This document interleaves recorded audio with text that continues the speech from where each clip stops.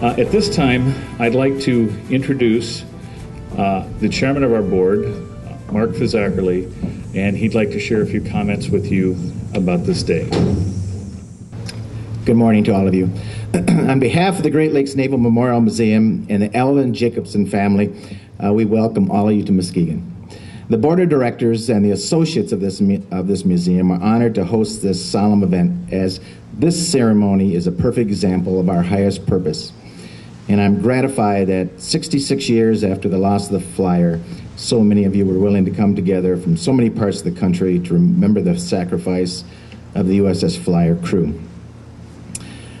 I believe today's ceremony goes well beyond those who are family members here, for who is not moved by the images of the lost crew members that have been posted on the second level of the museum. For those of you who are family of the crew, it is my prayer that you and your families have a deeper level of peace of your loss following this day. Lastly, I'm grateful for the Jacobson family for their passion and their persistence that has made this day possible. Thank you very much.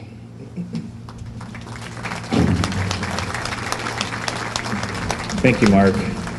At this time, I'd like to take a minute to introduce our very special guest speaker for today, Rear Admiral Michael Urena, who is the Deputy Director of Submarine Security and Technology for the Submarine Warfare Division. And while you have a nice bio on the Admiral in your materials, I'm going to take a minute to just hit a couple of high points.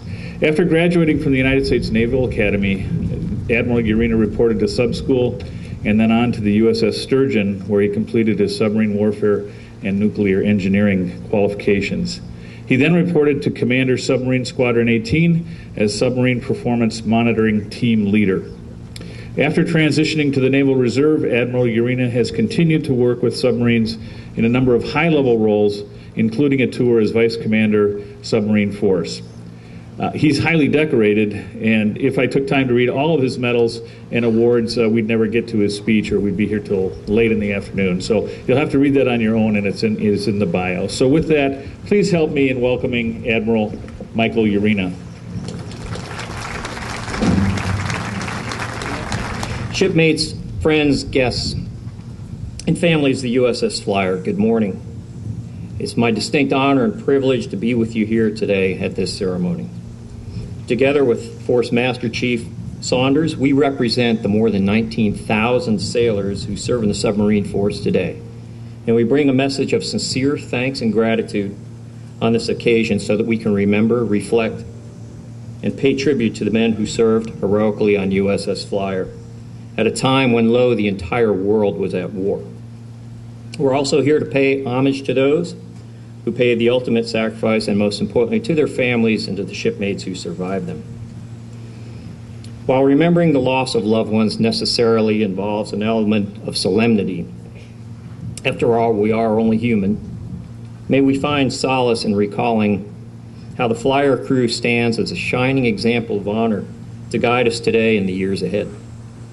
Beyond a chance to honor our fallen shipmates, this anniversary also affords us a unique opportunity to gain new appreciation for the highest standard of excellence bestowed by those who proudly and selflessly wore the cloth of our nation 66 years ago.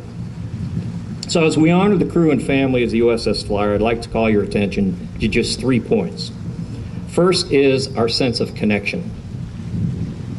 When I first looked at the program for today and saw the photographs of the Flyer crew, I was struck with a sense of kindred emotion. Because while the photos themselves may differ slightly from the products of digital wizardry and Photoshop today, the combined determination, resolve, and pride that I see in their eyes is inescapable. You see, there's a special bond among the submarine brotherhood, and the sailors of the Flyer all knew it, they lived it, their families, friends, and shipmates all got to share it. And it's a bond that's as strong today as it was in 1944. That bond blossoms from an urge among a very select few who desire and dare to sail beneath the sea.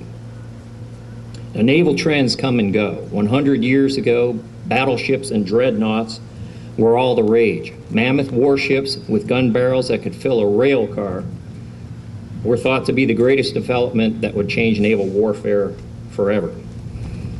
However, those who dreamed of sailing beneath the sea actually preceded them or still around.